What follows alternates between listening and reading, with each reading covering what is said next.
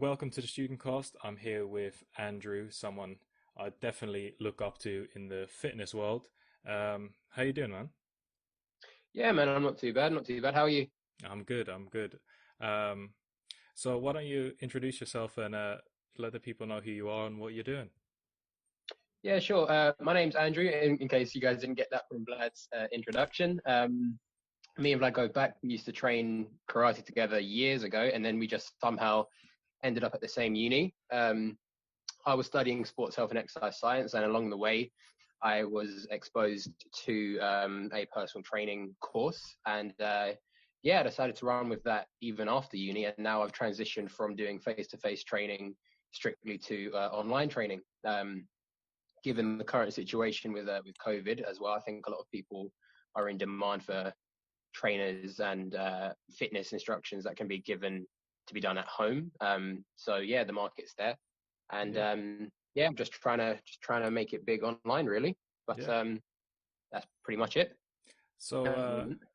um, I mean, why you've I've known you for a long time, but and you've always been into fitness, but like, what really got you interested in doing it as a career? Because there's doing it as a hobby and then transitioning into a career is a bit different. So, what really got you inspired to do that?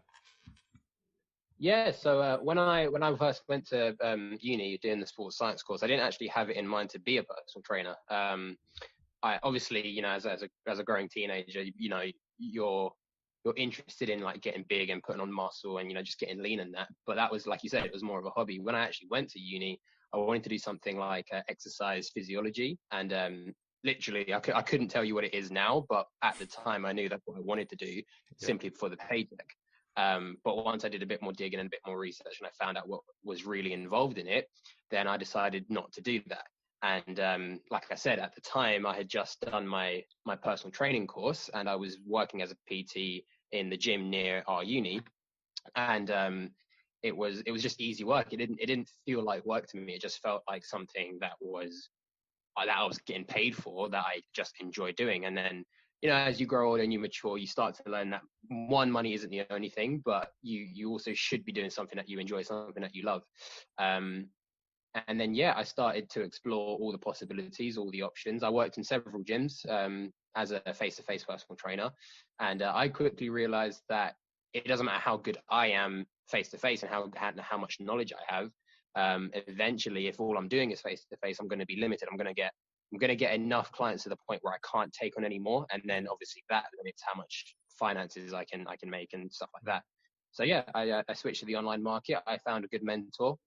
Still very in touch with them. They're based in Australia, yeah, but they showed me how to take my fitness business from face to face over to the online market and make a killing. Really, I still have yet to earn the amount of money I'm looking to earn, yeah. but I'm surrounded by people who are making five, £10,000 or 10,000 units of money, whatever the currency is, Mm, per month. yeah. Um, so like if I can make that kind of money doing personal training, which is it just sort of comes naturally to me, then there isn't really much of a need for me to look elsewhere for a job, really. Yeah. I mean, you know? if you can do something you love and get paid well for it, that's I think the end goal for pretty much everyone. You want to get into a Yeah. career. Um, so you went to uni and you did your course. Like Mhm. why don't you get into what that was like? What the course entails, start to finish, and more or less why you even chose it. Yeah. So, well, we'll start at the end of what you said. So, why I chose it. Yeah, Like I said, when I was in high school, just finishing A levels, I had it in my mind that I wanted to be an exercise physiologist. And again, that was purely for the paycheck. And yeah, essentially, that's like working with athletes, measuring their blood, measuring their lactate, just trying to improve um, how good a particular person can be at a particular sport. So, obviously, me and you, we looked at combat sports, but there was also sprinters, basketball players, stuff like that. And so, yeah, when I started the course for my first year, it was broken up into several modules. And so, yeah, I did sports, health, and exercise science. So we looked at the physiology of the human body and how it works in terms of, trying to achieve a specific goal, whether it's, lifting super heavy weights, running really fast, how, oxygen is delivered to the muscles and how you produce energy, all the biomedical stuff and, the really sciencey stuff. That was the physiological side of it. Yeah. But we also looked at the psychological side of it. So we're looking at anxiety, motivation, what causes people to be successful, what causes them to essentially choke and freak out in the middle of a sporting event. So, we're looking at pressure as well. Yeah. But then the side that just gelled with me naturally, which is what ultimately leads to the PT sort of thing, is the anatomy, where we're looking at just bones, muscles, and organs and stuff like that, and the biomechanics. So I always had an affinity towards like mathematics and stuff like that, and when you apply that to the human body, you can start to look at how you can train it better to achieve a specific goal. Like I said, whether it's trying to get stronger, trying to get faster, trying to get bigger, trying to lose weight and stuff like that. And yeah, that was pretty much it for the first year. And the second year just built upon that. We started to get a little bit more specific as to what we wanted to do for our final year. And lo and behold, when it came to my final year, I was very well versed in the anatomy and physiology side of things, as well as the biomechanics. That's what I did my dissertation in. Yeah. And I was very easily able to apply everything I was learning from my degree into my personal training business, my personal training experience, really. Yeah. So it all just sort of gelled really nicely together. So I'm quite blessed in that sense, because it's not like I did the 3 to 4 years of uni and then have no idea how to use the knowledge I've just gained. Yeah. But yeah, no, it was really good. The uni experience was really good. And I know for a fact I wouldn't be in this position now had I not done what I did back then and made the choices I made. Yeah. So yeah. I mean, what was like your uni experience? I mean, you obviously are finished now, so you've got that whole scope of the uni life, and so you've probably seen some crazy stuff in your time. So what was yours like? I mean, mine's just started. Yeah. So, man. So hang on, just so we're clear, the majority of your audience is people who are still currently at uni or just about to start. Is that right? I mean, more or less. Yeah, that's fine. That's cool. So, well, I think everyone knows that, for the first year, it's basically a trial run. It's the first time you get some independence. It's the first time you're essentially on your own. You got to make it by yourself. So I just had fun with it. I was actually quite fortunate that a lot of my high school friends and obviously people I was hanging out with during A-levels just happened to end up going to the same uni as I did. Yeah. So I didn't actually have to go through the process of like making a whole bunch of new friends. In fact, the majority of the friends that I made at uni, I only made because they were on my course. I didn't have to go out to socials and stuff. So it was quite good. I drank a lot during my first year, which we'll get to in a minute. But I drank a little bit too much for my first year, gained a bunch of weight. Like most but people. I was still training. Yeah, I had a very good relationship with alcohol. When people would ask me and say, don't you think you have don't you think you have a drinking problem? I'd say no, I've got it pretty much figured out. I know what I'm doing. Yeah. It got to the point where I was taking like the really small pocket bottles of vodka to lectures and just sipping on them during my 9 a.m.s, which is not good. I don't advise that for anyone listening. Yeah. But so yeah, that was my first year, and obviously, like I said, that gained a lot of weight. That got in the way of my fitness. I was still training. I was still doing my MMA and stuff like that. But I didn't actually start getting serious and start taking my university studies seriously until the second year, which for me was my best year. I got the best grades. I had the most fun, because I'd already spent the first year learning how to hack the uni lifestyle and stuff like that. I was living with my high school mates, so like it was chilled. I didn't have to worry about that sort of stuff. And then I went. So it's not really much to tell for my second year, although that was the year I got my PT qualification. Yeah. And then the third year, I did a placement year in a chiropractic clinic. So I assume most of you guys know, but for those of you that don't, that's essentially we're looking at people's spines, their posture, and trying to correct the mechanical side of things as opposed to just the muscular side of things. Yeah. And that was really inspiring for me. And in fact, that ultimately is what led me down this road to becoming a PT, because the PT, what I'm doing now, is designed to bring in enough income so that I can then go off and study chiropractic in more detail. Yeah.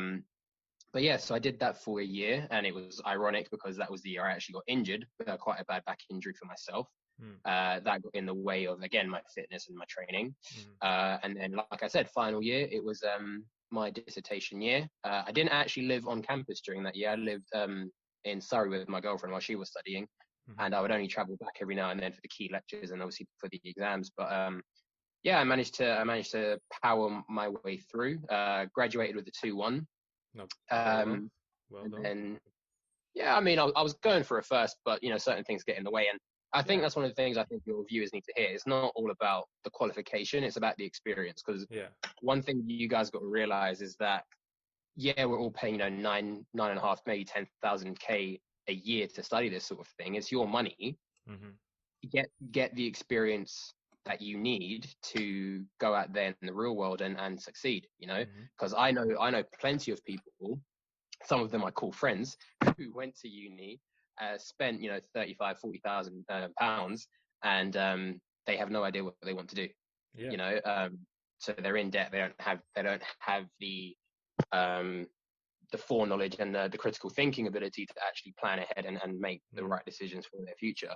So yeah, once I realized that if I'm the one that's going to be paying the money all back to the government, then I may as well spend it in a way that's productive for me. So yeah, like I said, I made some decisions that I'm still paying the cost of now. But like I said, if I didn't do those things back then, I wouldn't be in the position I'm in now. So yeah, uni was definitely an experience that was worthwhile for me. I needed it to get to the point I'm at now and to just explore my options because, like I said, if we look at the entire journey, when I first applied to uni, I had a specific goal in mind, a specific career in mind, and then 2 years later, that's changed. And then 2 years from then, which is where we are now, I'm doing something completely different and enjoying my life a hell of a lot more than I would be if I was still doing the first option, But do you think if you didn't go to uni, you wouldn't have gone down those options? I mean, uni is a great place for finding yourself, I think, where you're left to your own devices and you really figure out who and what you are because you become an adult really quickly. So it's a lot about personal growth as well at university. Even though you might leave with a degree and not sure what you want to do, you've probably learned a lot along the way, just being by yourself for that long. So would you say? Yeah, totally. I mean, let's take away the ability to learn anything. Let's just say you're there for shits and giggles. And yeah, university is there as a learning curve in terms of experience. It's about growth, it's about personal growth and having the experiences to determine the kind of person you're going to be from that point forward. It's not the only thing that can do that, and it shouldn't be the defining factor in your life, but it definitely plays a part. And like I had a lot of experiences that forced me to mature very, very quickly, not just at uni but from before as well. So people that I spoke to, and even like the lecturers and just people I met on my course, they could always tell from me that I was always a bit more mentally mature than a lot of the other people. You're on job. Yeah. And that's not something I actively tried to be. It was just how my brain is wired and how I function. I always like to be one step ahead. And yeah, it's one of those things where you should go there for the experience to learn, not just about what you're studying, but learn about yourself as well. Learn about how you function. Learn about what is best for you, regardless of what other people say. And that essentially is one of the philosophies I've incorporated into the fitness business, which we'll touch on a little bit later. But yeah, it's about learning. The whole university system is about learning, but how much you learn and what you learn from your experiences is entirely up to you as an individual. So yeah, by all means, go out there and have fun, but don't have so much fun that you can never bounce back, because that was a trap that I almost fell into for my first year. So yeah, go out there, experience it, have some fun, learn what you need to learn, and then by the time you hit 20, 21, maybe 22, should be in a right state of mind to go out there and just do what you need to do to be successful, really. Yeah. So you touched Yeah. on your first year, and do you want to get into a bit more detail of what that was like? Going in first year, you were lucky enough to live with your mates, I'm guessing. But like meeting new people and having a flat, and what was your experience like there? Right. So my first year, like I said, I had high school friends that came to Brunel, but we didn't live together. Okay. They lived maybe because obviously you know how Brunel was. Hmm. I'm trying to think for people who aren't going to Brunel. So they lived maybe a 5 to 10 minute walk away from where I lived, Yeah. and they were all like in very close proximity together. But Hmm. I wasn't. I was always just left out. Which again, it's not anyone's fault. It's just how it Yeah. was allocated when we got the accommodation. Um, so in fact, in the end, it ended up just being four of us. But at the time, on the very, very first day of first year, I only knew one person, and I Hmm. knew of the other two because I'd seen their faces before, but I didn't really know them. So we had to Yeah. get to know each other. So my first year was spent really going around to their place because obviously that's where they all were, and then we would just hang out, get to know each other, and just expand our friendship group from there. Um, I did a lot of traveling because that was the first year I was with my girlfriend. Now we've been together for almost 5.5 years. Well, Um, congratulations. cheers, man. But that was our first year, and that was a long distance relationship for anyone who's wondering if that Mm. sort of stuff is possible. Um, yes, it is possible, but it sure as shit ain't easy, Mm. which is probably what contributed to the majority of my drinking, to be honest.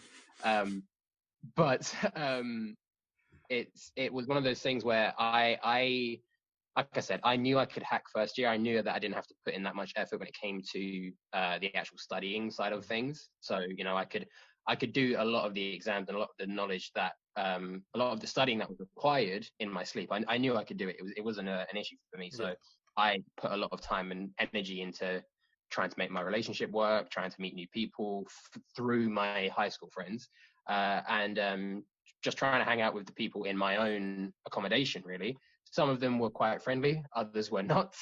Um, but I'm one of those people where, if you're not going to make an effort, then what's the point of me trying, Yeah. Um, but for the general person who doesn't have the luxuries that I had going forward, one of the things I'll say is just don't be shy to just say hello. The worst thing that can happen is you have an awkward conversation and you part ways as just acquaintances. The best thing that can happen is you make friends for life Yeah. and possibly even meet someone special, and that changes your entire experience at uni. Yeah. So it was one of those things where I didn't actually start. And again, it's not so much that I'm an introvert, it's just that I don't have time for people who like to waste time. And a Yeah. lot of the people on my course during my first year were essentially just time wasters. They were just there for the thrill. They were just there to have a good time, um, meet as many people as they could, go out, get drunk every single night, just basically there for the socials. Yeah. And like I said, while that's fun and there is a time and a place for that, I was actually there to learn, whether it's Mm. from the lecturers or just from my own experiences. So yeah, I didn't actually start interacting with people on my course until we were forced to during like group projects and stuff like Yeah. that. Even to this day, I still talk to people who were on my course that we never actually personally hung out. Like we never went clubbing together. We never went to each other's like accommodations or anything. But when we did speak, it was always golden. There was always good things to be said to one another. We always, were supporting each other. And now that they make for some of my best friends, I've got two people in mind at the moment who, yeah, like I said, we didn't really hang out, but when we did, it was great, you know. Yeah. Um, and now they're like I said, that it's not just it's not just the fact that they're really good friends; they're actually potential business allies and business partners. Mm. The one person I'm thinking of in particular, she's also a personal trainer, but she's focused more on the psychological side of things and looking more about how sport fits into society. So whenever she gets someone who comes to her and needs help with a specific thing that I do, boom, I got referrals right there. When I meet someone who is more interested in the psychological side of things and how like physical activity can affect like depression or anxiety or just, your overall mood, then I send them right over to her. And it's a lot of give and take. You're there Yeah. to make connections, and that is essentially how I spent my time. But yeah, it's like I said, it's all an experience. You never know how things are going to play out until it's all said and done. So never like take something for granted, unless of course you can tell immediately that this is not going to be worth your time. Yeah. You know what I mean? Yeah. You know, be smart about it, but always be willing to give it a second chance Mm. for everything, Yeah. really. Yeah, Yeah. there's always interesting people, and being randomly paired up for group assignments, especially, you quickly find the kind of people that you like and don't like working with, especially on academic stuff. I know personally, group work I despise depending on who I'm with. Like, group work can be the best part of it or the worst part of it because different kind of people. Some people are unreliable or just don't meet like your standards, and then it makes it a Mm. hassle for the entire thing. And Yeah, that's a classic example because that is one of the key things that applies to the real world. And I know a lot of people think, oh, why do we have to do this and why do we have to do that when mm, it comes to group work and studying? But the truth of the matter is, it's not about the grade you get for that particular assignment. What it's about is testing you to see how you function in a group environment. Do you become a leader? Do you just do what you're told? Do you go an extra step? Do you try and control everything? Do you just do your bit and let everybody else do their bit? yeah, And I'll skip straight to the end. What you should do if you want the best results and make sure you yourself are covered, do your bit, check in with everybody else to make sure they've done their bit, and assume they're not going to do it, and yeah, have something in place to back it up. That yeah, way, if the worst comes to worst and they look stupid on the day of the assignment, then you have something that makes you stand out, that makes you shine, and mm, makes all the spotlight fall on you and makes everybody else look bad. yeah. So As much yeah, as it's that's what group I mean. work, make sure you Yeah, make sure you kill it. yeah, If your group is going to go down, make sure you're the captain. You know what I yeah, mean? Make sure you're the one. yeah, You're the one calling the shots. exactly, Um, and that's essentially how it was for me. Because like, one of the things that a lot of students think they need to do, and I was in the same boat when it was going to lectures and stuff. You take your laptop, you take your notebook and your pens and stuff. And for me, I even took a dictaphone, so I was recording. But this was before they uploaded the audio yeah. to Most yeah, to, universities like upload audio now, especially yeah. currently, but yeah, Yeah. But at the time that they weren't doing that, so I was even recording all this stuff down.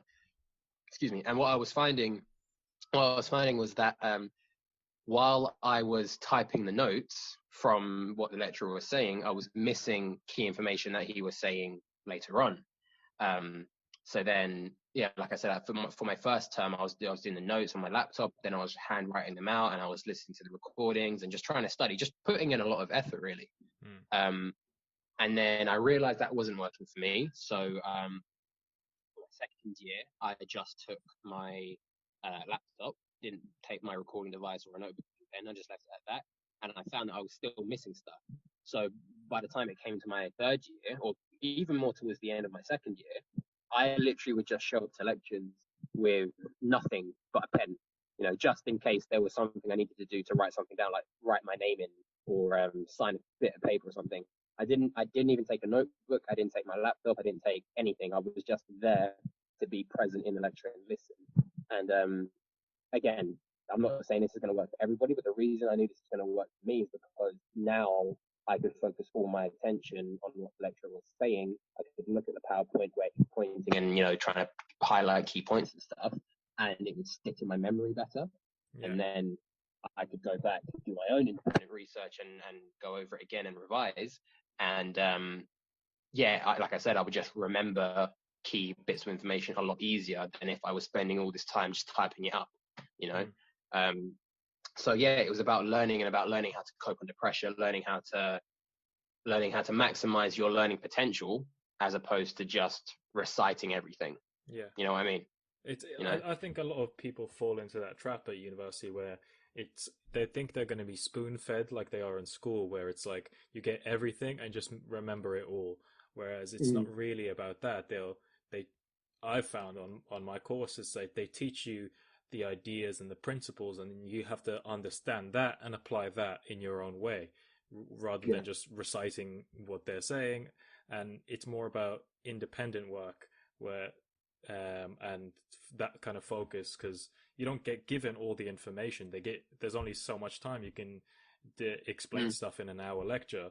They give you enough Yeah. information there to start you off, and then it's about going and doing that next step, and doing one more book, or looking at another textbook and reading that one more paragraph that really is key for the whole thing. And Mm. I think a lot of people take too many notes in lectures. They're just trying to copy everything that there is, whereas you have the whole PowerPoint most of the time and the audio, and it's a bit of a waste to just recite it all. Whereas you should Mm. put down all the key information that you need to revise. Like, if you know how to do something, what's the point of rewriting that? Just put down Mm. what you need. And I Yeah. think I found that to be Exactly. the best way for me to Yeah, learn. and that does work. And what you got to realize is that, and this is again, it's going to be subjective depending on who you are. Yeah, of course. The key information that is key for you may not be key for someone else. Yeah, Now, the only exception that I'll say there is if you specifically hear the lecturer say this is going to come up in your exam, yeah, or yeah, this is important for the exam, then yeah, make a note of it. But other than that, then yeah, just focus on stuff. Like if you actually sit down and learn something new from what the lecturer has said, like if they say most people think that this is the case, but in actual fact this is what's true, and you didn't know that, yeah, then obviously that's an example of what you should make a note of. um, and then yeah, just go from there, and then go over it in your textbooks, and try and dig deeper in your own spare time. But one of the things I will say, one of the regrets I have about uni when it came to the actual studying side of things is I didn't, and it's not because I didn't know that this was an option. I just chose not to. mm, I didn't rely on the lecturers as much as I should have. mm, Um, and what I mean by that is, yeah, you have an hour, maybe 2 hours with them for a particular lecture, but more often than not, they always say, if you need me, my office hours are da da da da da, or whatever. Um, and I've always been one of those people where you get given an assignment, and then my brain starts working on ways to solve it and answer it and just get the assignment done. mm, But what you'll find is, and where a lot of people get stressed out, is they have no clue what to do next. They have no clue how to progress and what to do in order to write down the right answers. yeah, They don't know what they don't know. Do you know yeah, what I mean? Um, and I'll give examples in a minute, but essentially, yeah, I regret not using the lecturers the way they actually wanted to be used. Now, I'm not saying you should bug the shit out of them, 7 days or 7 hours a day. Um, but if you're unsure, ask. And yeah, that's one of the things I think a lot of people don't do. They're too afraid to say they don't know. They're too afraid to admit they don't know how to progress. And I understand it from like a pride perspective. You don't want people to think you're an idiot, but at the same time, if you don't ask, you'll be an idiot forever. You know, if you yeah, do ask, you'll be an idiot for maybe 5 minutes, and then you'll know how to progress and do better and get the better grades that you're looking for. Um, so yeah, like one of the examples I was giving, like if we just do maths, for example, mm, if we just go back to like high school, you would have like algebra. You know, yeah, um, if we talk about two things like the quadratic equation, and then you've got the t squared plus Pythagoras theorem. That's yeah, it. Quadratic equation and Pythagoras theorem. mm, If you know that these two things are going to be in your exam, and you know how to do Pythagoras theorem, but you don't know how to do the quadratic equation, at least you know where you should be looking in order to figure out how to do it. yeah, You have an idea. You have an idea of a topic, but you don't know enough to be able to pass in that particular area. Whereas if it's something completely new and you've never heard of it before, and you don't even know what's going to come up in the exam, then how do you know where you should focus your attention when it comes to study? yeah, You know, you have to learn how to streamline the process of studying and revising to just the key areas. So, you know, pinpoint exactly what you know is going to come up in the exam and get really good at that. There's no point in you getting good at stuff that is no longer relevant to your future success. yeah, Yeah. Um, And that is a key that applies not just to exams and assessments, but to life in general. You know, Mm. don't get stuck in the past. One of the things I say to my clients in terms of fitness, but also just to people in general, is don't experience what is commonly known as paralysis through analysis. Mm. If you spend all your time thinking, planning, and just trying to plan for the worst case scenario, you'll never actually end up doing anything. Mm-hmm. You know, you'll overwhelm yourself with all of these thoughts and worst case scenarios and what to do if this happens and what to do if that happens and all this sort of things, and you'll never actually take action. And if you Mm. don't take action, you won't get the result you want. Yeah. Does that make sense? Yeah. Yeah, it's like So that. It's like when people say, "Oh, start. When's the best time to start?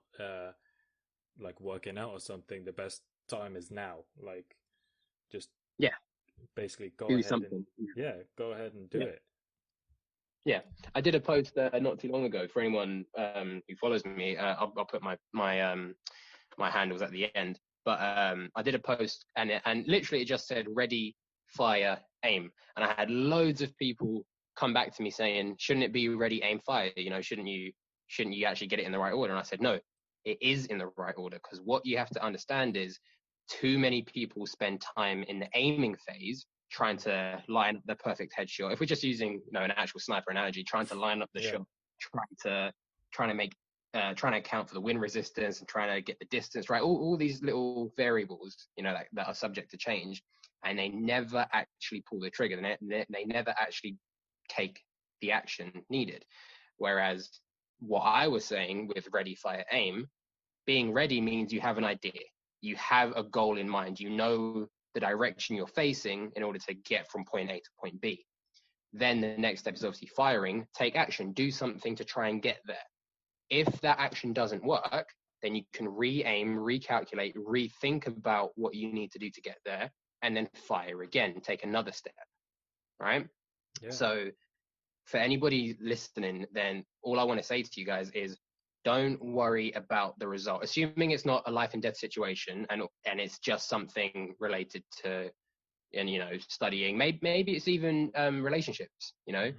maybe it's just something that's in your life that you're scared to take action on, but you and it's because you haven't thought it through enough, right? Stop thinking it through. Just do what you need to do to make progress, and then if the progress doesn't go the way you want it to, try and figure out why it didn't go the way you want it to, then correct that mistake and then try again. Yeah. It's the process. It's essentially trial and error, but in Yeah. practice. Exactly. So yeah, that was one of the things I was going to say to people. Don't be afraid to just take a step forwards. If you fall, get back up. It depends on how much you want this particular thing, obviously, Yeah. but don't be afraid to fail. Of course. I think you learn so much through your own failure. Like it Yeah, really shows you what you're made of. absolutely. And this is one of the things that is harder to learn when you're young and you're first going to uni and stuff like that. I say that like I'm old. I literally just turned 23, but Mm. I remember what it was like when I was 18, and there's so many distractions, there's so many things, and you're finally free for the first time in uni, and Yeah. it's very easy to just stay in your shell, stay in your little bubble, and just let certain things happen to you as opposed to you going out there and getting it for yourself. Mm. Even people older than me still do that, and I find that all the time with my clients.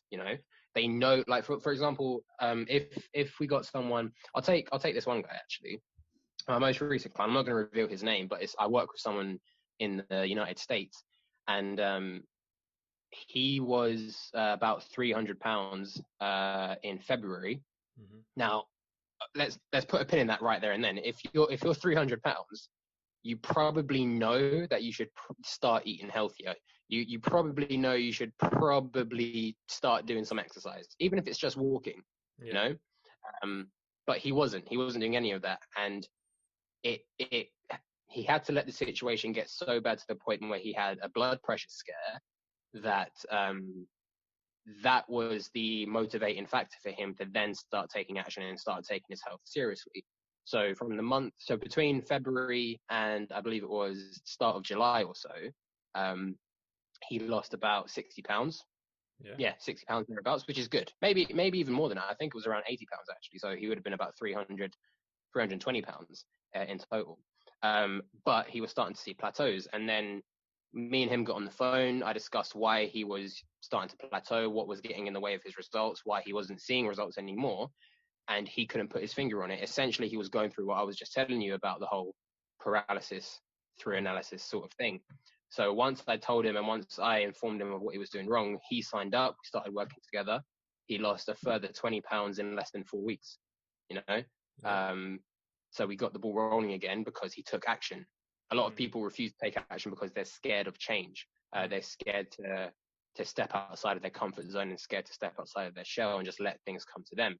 Well, in this particular situation, if he didn't take action, then he's liable to get another blood pressure scare or health scare that is, could be potentially fatal. Yeah. Now, again, that's a very extreme example related to health and fitness, but the same principles apply to general life and like studying and university life in general. Really, there's no distinction there. If you want something, go get it. Put yourself out there, step outside of your comfort zone, and do what needs to be done to get what you want. And if it doesn't work, who cares? You know what I mean? If it doesn't work, at least you gave it a good shake, and you can always try again. I mean, especially when you're 18, you're so young and you have so much time to bounce back and to take risks. I'm not saying go out and start taking heroin, but I'm saying you can try so many different things, and if you don't like it or it doesn't work, you move on. I mean, if you're 41 years old with a family and kids, and you decide, okay, I want to leave my job and become like a personal trainer or something, it's a much bigger risk than if you're 18 and you can just do that, and if it doesn't work, you've got your whole life ahead of you, and there's no downside. Absolutely, and I think that's one of the biggest things. But it's a double-edged sword, because when you're 18, you don't have many responsibilities, like you said, which means you can afford to take risks and then just live with the consequences if it doesn't turn out the way you hoped it would. But like you said, if you're 41 or something and you want to change your career and you've got a family and you've got kids and stuff, all of a sudden the choices that you make no longer just affect you, they affect everybody. And I personally don't advocate for that. So yeah, while you're young and you don't have things to worry about, you don't have family or kids like that. Yeah, at the same time, that may cause some people to be overly reckless and, like you said, heroin, cocaine, or whatever, and they fall into a pit they can't get out of. Like I said, I was almost one of those people when it came to alcohol. I managed to get. I'm not going to say like I was an alcoholic or like a stupid sloppy off my face drunk. I had good control of it, but when I did drink, I drank to get drunk. There was no sipping on anything. It was, I'm throwing up or we're not drinking. You know what I mean? Yeah. And clearly that's not healthy. It's not healthy from a physical standpoint. It's not healthy from a psychological standpoint. It was just a clutch for me to cope with certain things that were going on in my life during my first year. Like I said, because of long distance, but other factors as well.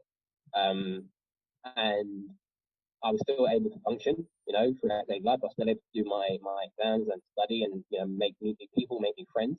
But I was taking risks with the alcohol just to push myself and just see how far I could take it.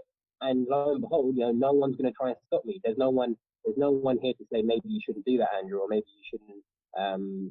Maybe you should take things a bit slower and think about the consequences of what you're doing. But we're at that time, we're all 18, we're all learning. If anyone's going to say anything to me, I'm just going to tell them to piss off. Yeah. And it took, like I said, it took a certain amount of maturity and growth for me to force myself out of that place. And even now, my body's still giving me jip for the punishment I put it through. Yeah. Now, for anyone who's listening, if you guys like drinking like I did, then maybe you want to slow down just a little bit while you're still young, because if you carry on these habits when you're older, obviously your body becomes less equipped to handle that sort of stuff. So just one of the things I can say is just think more long term. You Mm. know, think more long term. Think about what the consequences of your choices can be. Mm. And then if you're prepared to accept those consequences, should they come about, then yeah, then go ahead, do what you want to do. If not, and you think, oh, if I choose to do this and this happens, then that might be too much for me to cope with, then you may want to think about not doing it or finding a way around it. Yeah.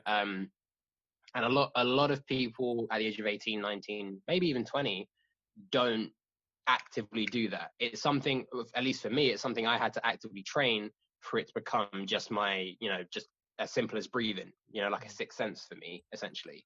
And now that's just my fundamental way of thinking. But like I said, I still know people my age and even older who take action without first weighing the consequences. And Yeah. again, I'm not saying you should think about the consequences so much that you never take action. That's not what I'm saying. I'm just saying be aware of what could happen Yeah. and decide whether or not you're prepared to live with that. And if you are, take action, then act, do what you need to do, you know? So yeah, be smart, but don't be hesitant. Mm. If that makes sense. There, Yeah. there's that sweet spot between being Yeah. being overly cautious and being not cautious Reckless. enough or reckless. Yeah. So Yeah. you have to find that balance, and I think that's what happens in growing up, and as you get older and mature, you figure out that balance way better. Whereas when you're young, you don't really care. You're all about risk taking, and that's where a lot of people fall into traps and get a lot of bad habits that are Yeah. later down the line because they didn't think it through. It's harder to break, and they're then suffering for that. But I think that's where I'm not saying university is the only way to do it, but I think uni is a very quick way to jump into that and to grow up quicker. Whereas if you're living at Yeah. home doing an apprenticeship or working, especially if you're living at home, you don't Mm. have that experience of like true independence. Yeah, your mum might let you do whatever you want, but if you come back pissed off your head, you still have to walk in and Mm. see her and show yourself, um, and that in itself is also a learning experience. So everyone Yeah. grows in a different way, but I think university is an amazing place to grow for Oh for yeah. young people. Yeah, definitely. It's definitely a worthwhile experience. I can't say it's worth 30 grand. Yeah, And I think a lot of your viewers would agree with that one. yeah, But it is definitely a worthwhile experience in terms of personal growth. mm, Um, so yeah, no, 100%. Use it for what it's meant for, not mm, just education, but growth. yeah, Go there to grow and learn more about yourself. mm, Absolutely. yeah. Obviously, I want to get back into your field and your career. I you're a personal trainer and you're seeing success, and I know a lot of mates who are trying the same thing, especially on social media. It makes it pretty easy to just open an account and just start. But how was that getting it from just starting it to getting active paying clients? Like, what's that transition like? Right. So, and that's good. Yeah, like you said, I wanted to loop back round. So, we've all seen Instagram fitness influencers and stuff like that, and Yeah, they're male or female. A lot of what they're doing is they're just posting their body pictures and they're posing mm, and they're tanned and whatever, and they'll say something about calories and they'll say something about muscles, and they're they're yeah, just they're just talking, right? They mm, don't actually have an audience. Um, and I'm not saying I have an audience yet, but I know how to get one and I know how to market to them. Because mm, what a lot of people don't realize is that when it comes to my business in particular, a lot of stuff I do is on Facebook, not Instagram. yeah, Um, Instagram is still a platform I can use, but mm, it just so happens that my particular market is on Facebook. yeah, Now, what a lot of people do wrong is they over obsess on the superficial things that don't actually matter. mm, Um, and I knew from when I was doing the face-to-face personal training that if I was going to make the transition to online, I was going to need a mentor. I was going to need someone who knows how to do this sort of stuff. yeah, And I didn't know what to look for. It's funny how life works. Like I said, I had the idea of starting doing something online, trying to make some extra cash to support my finances. And then I was literally just scrolling through Instagram and I saw an advert for this Australian company that was teaching personal trainers exactly how to go from face-to-face training to online. So, we've all seen adverts like that where, make this amount of money in this amount of time and do this and do that. This advert that I saw was similar, but it was actually a bit more informative. And I was intrigued enough to click on it and, follow it through. And they had a very short webinar. And, most people have seen like advertising webinars and they're usually like an hour long or something.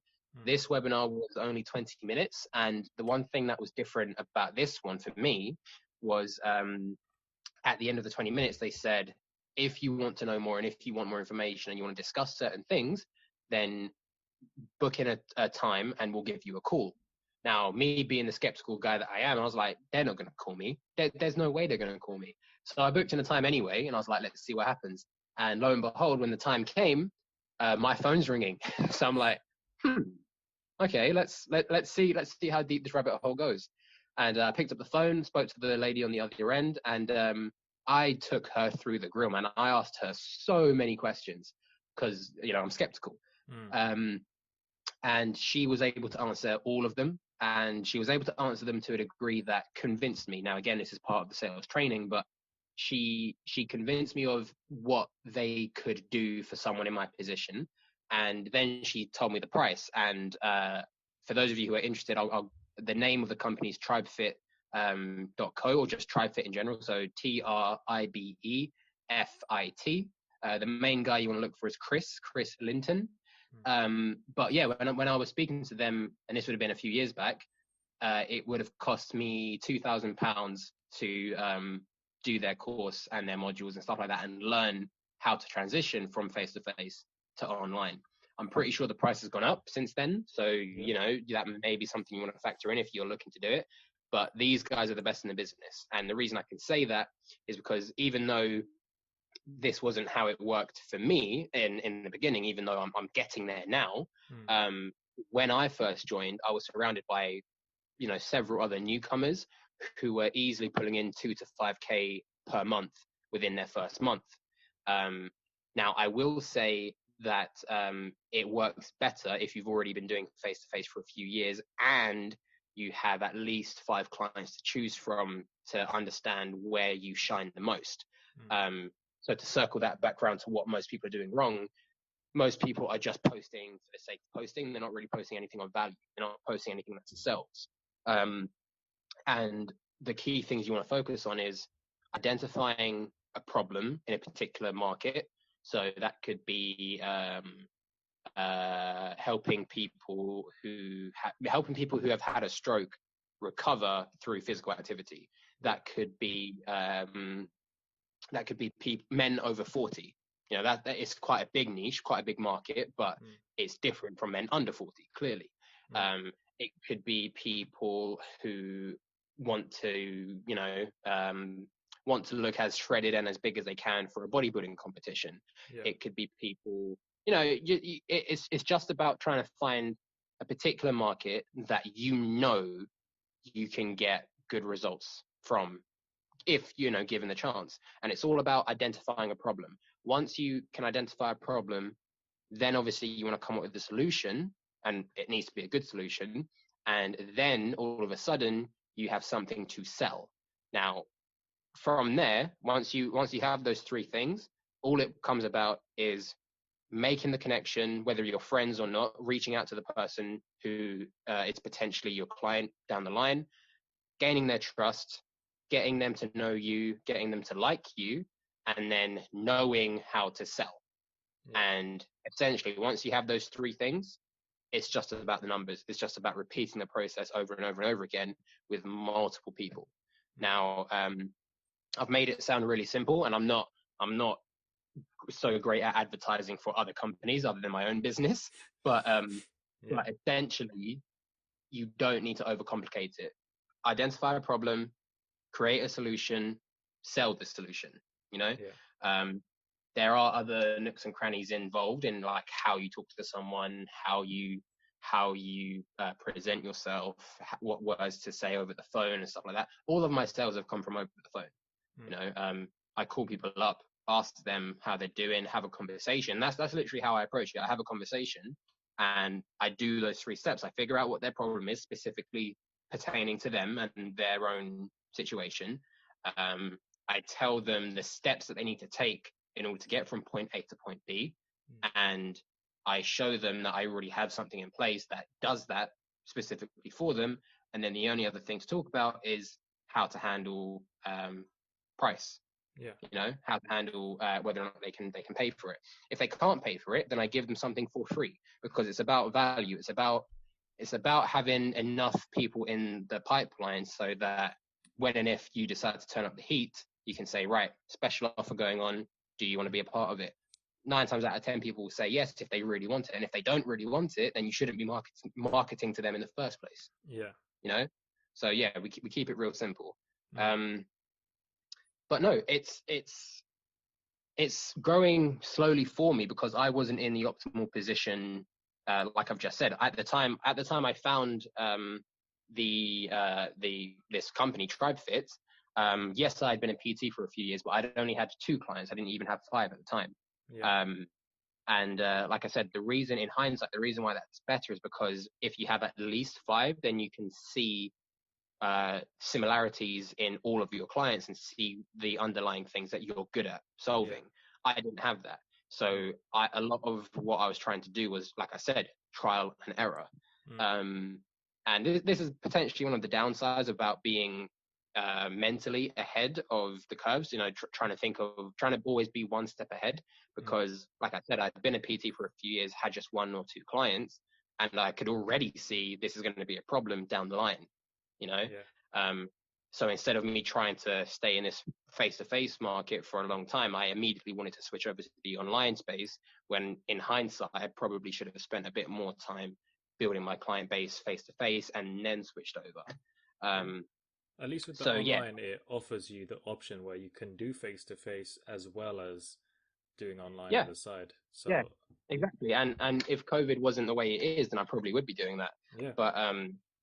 But yeah, no, absolutely. The amount of people that I've been able to, like I said, it's just about having conversations. The amount of people I've had conversations with that have gotten value from the sort of things that I do, has been, you know, amazing. And like I said, this guy in the United States, the way it worked, I found this particular guy online.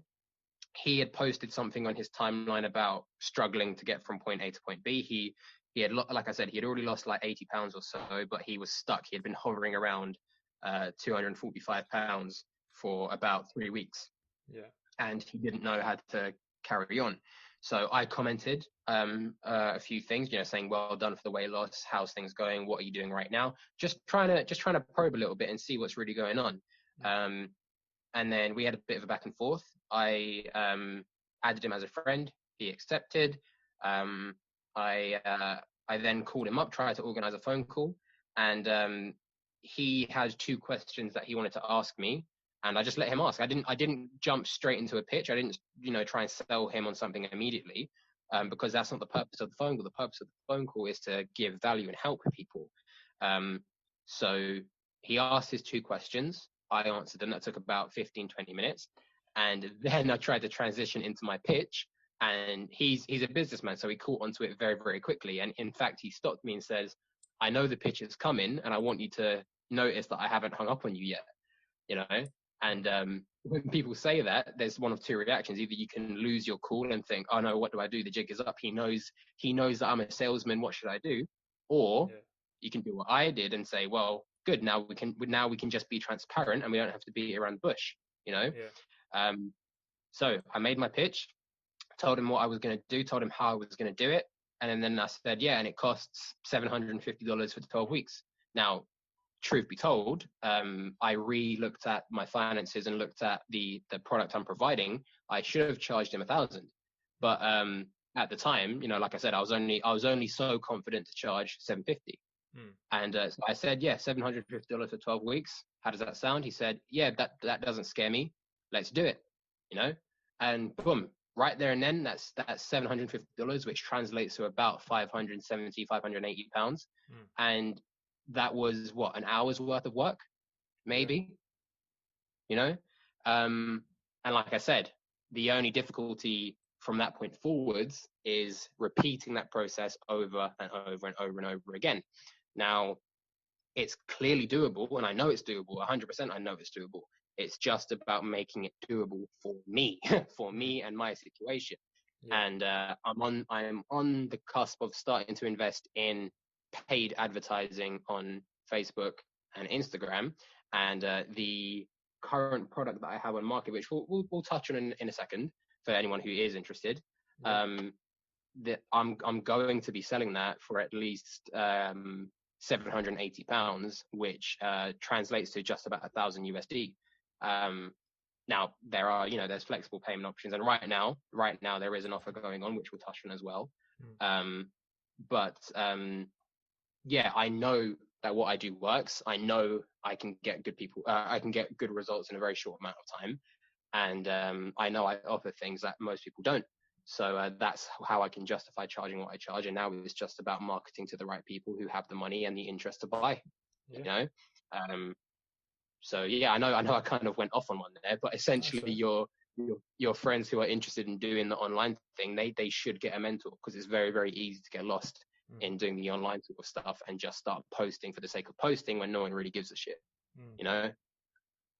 So yeah. I just want to see what your goals are and your personal fitness journey. Obviously, you're someone who enjoys fitness and you take it. So you must have some kind of goal, maybe probably by the end of the year, 5 years or something. Do you have anything in mind? When you say goal, you're talking about my physique or the actual business itself? Your physique or anything, not the business. Of course, the business goal and a separate one. Oh yeah, so my physique at the moment, like I said, I used to drink a lot, and my body let me know about it. So right now I'm just trying to lose the excess body fat and trying to just trim down, get lean. One of the things that never really made sense to me is, what's the point in being as big as some of these bodybuilders out here if you can't lift your arm above your head? Because what happens is, and it doesn't always happen, but what can happen is you get so focused on building muscle that you lose function. You lose the ability to actually move well. So my philosophy is about maintaining and improving your functional ability. Can you squat? Can you lunge? Can you lift your arm above your head? How's your shoulder mobility? Just stuff like that, and still look the part. Not to mention, from you and I both know that from a combat sports perspective, you need to be lean so that you can be light and springy on your feet and dart in and dart out and do what you need to do, relative to your body portions, obviously, body proportions rather. So yeah, my goal is to just lose the extra bit of fat around the belly, around the liver, really trim down and just get stronger. I'm not sure if anyone, I think you might have seen my most recent post on Instagram. I did 115 kg on deadlift, which is about, what's that, 240 odd pounds, for 4 reps. And prior to lockdown, obviously I didn't train during lockdown, but prior to lockdown, I could only do 100 for 4 reps. So I've clearly gotten stronger despite not necessarily training, and that's because I've been doing stuff at home to try and strengthen myself a little bit there. And I count that as a good victory for me, because I'm still recovering from that back injury I mentioned a while back. So yeah, for me, that's my personal goal. I want to trim down, get lean, and teach people how to do that, really. Any weight you wanna lift? Because I'm someone who I've had a break now. I've gone through some personal stuff, but I want to get back into my training, back into powerlifting, and I've got personal lifting goals. Do you have anything in mind that you want to achieve? I think I've got something in mind for my deadlift and my my bench. I don't know about my squat just yet, but for my deadlift, I want to be able to hit. Hang on, let me calculate. I want to hit at least 1.5 times my body weight for 4 reps, maybe 5 reps. So right now I weigh I'm hovering at about 80 kilos. So no, 1.5 weight. That's hang on. That's 120. That's only 120. Yeah, no, that's not a lot. Sorry. 2. Yeah, I want to hit 2 times 160. Yeah. Yeah, I want to be able to do that. I'd like, so what, I'm about 245 pounds for 4 reps. Yeah, around 300, maybe 350. It will take some time. Obviously, I'm not rushing at all. No, of course. Um, I just honestly, I love the deadlift. I just want to see how heavy I can push it, Mm. because I never thought I'd be able to do 115 for 4 reps when I had my back injury, and I was able to smash that out easily last week. So I don't do as many 1 rep maxes as most powerlifters would do, because Yeah. I don't want to potentially injure myself. I want to be able to lift the weight I know I can for at least 1 rep, and then see how I feel as we go. Mm. But if we were to extrapolate the numbers, then what my 1 rep max would be around 125, maybe 130. Yeah. So I'm very very happy with that. For my bench at the moment, I think my 1 rep max is around 95, 100, which is okay. I'd like to get that up to 120, maybe Mm. 130 by the end of the year. Yeah. We'll see though. And I've only just, because all the stuff I used to do when it came to squatting and like lower leg work was always done with either body weight or dumbbells. So Mm. it's only been a few weeks since I started lifting and doing squats with the barbell. Mm. And that isn't for any particular prejudice against it. It's just that I just never did. I just chose not to. Yeah. So yeah, when I first started, I started off quite light, and now I'm able to do body weight for 4 reps. Like I Yeah. said, I want to try and increase that a little bit higher. But for my squat, I just want to take it slow, because again, there's a lot of compression going through the spine when you're Mm. squatting with the barbell. So I want to make sure my back is strong enough to handle that before I overcommit. Yeah. Yeah. I mean, deadlifting is one of those exercises that I love, but it's probably one of the riskiest. Where if you have poor Mm. technique, you can really hurt yourself. And I've Yeah. seen a lot of people. You can see it in the gym. People lifting just like ego lifting, and Yeah. that's when the injuries come, and they're not teaching, or no one's taught them how to lift properly, and Mm. it is the probably the most dangerous exercise. But I do have my aspirations. I want to in my life. I want to deadlift 300 kilos at some Mm. point, and squat the same, and bench like over 150. That is the Mm. goal, but I'm a long way away from there. But it's slow progression. It's long term goals that that Yeah. that I've set for myself.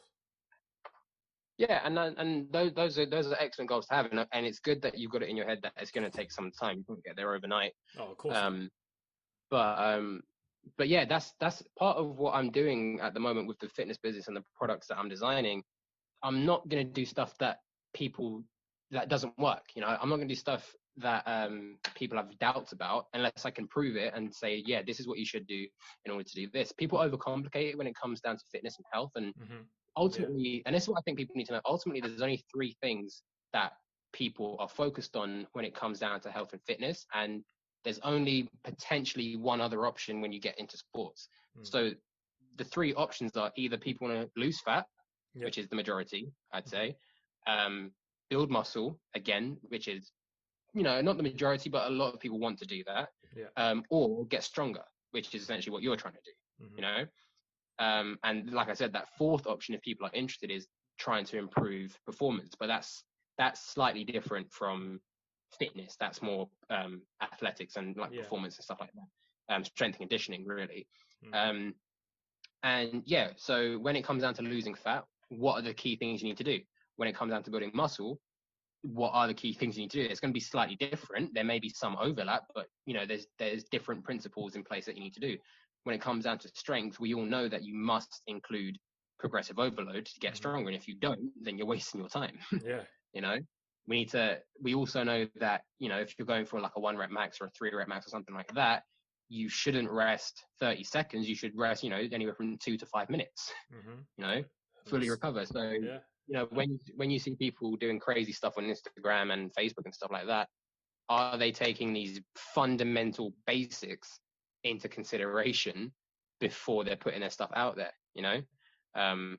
And that's essentially what I'm not trying to like break the fitness industry. I'm not trying to debunk any myths or anything like that. Yeah. I'm just trying to help people get the results they're looking for Mm. by doing things that have been proven to work time and time again. You Yeah. know. So yeah, no, it's good. It is good you got the goals you have. I have no doubt you'll get there, but just just do what you need to do. Focus on your training, focus on your Yeah, nutrition and your recovery, and you'll get there. It's of all course. about progressive overload for you. Yeah. I think we're coming up to just about the hour mark. I mean, it's been amazing having you on. Um, Yeah, man. No, yeah, I'd love to have you on in future. See how the business is going, see how you're progressing. Um, and yeah, if you want to shout out your handles and where people can find you and your business, go ahead. yeah, sure. So if anyone's on Facebook, the my name is just Andrew Delsol. That's Delsol. Just scroll through my profile, see if you like the information, and if you do, then there's a link to join my group. Um, on Instagram, my handle is Andrew Delsol Official. There was a fitness only account, but I'm going to close that down because it's not getting the traction I'm looking for, and I have more followers and more um, a larger audience on my main profile. So I'm just going to transition everything over from that one to my main one. So again, that's Andrew Del Sol Official, Delsol. And yeah, if anyone's interested, the current offer that's going on, and well, because you're listening to Vlad's podcast, I'll make it even sweeter. Is £100 for 4 weeks of training, completely customized. We're looking at your starting point, what your goals are, and we won't leave any stone unturned. We'll be looking at your training, your frequency, your nutrition. I'll make easy meal plans for you. We'll be looking at your recovery, your water intake, your electrolytes, and you'll have me in your corner keeping you accountable every single step of the way. So if you're interested, just follow one of my accounts, drop me a message, and we'll get cracking. Yeah, I mean, I'm gonna make sure that all of your links are in the details below if anyone wants to have a look. And don't forget to follow the Studentcast on Instagram. Post there all the time so you never miss an episode. And it's been great having you on. Yeah, man. Thanks a lot, man. Appreciate it. No problem.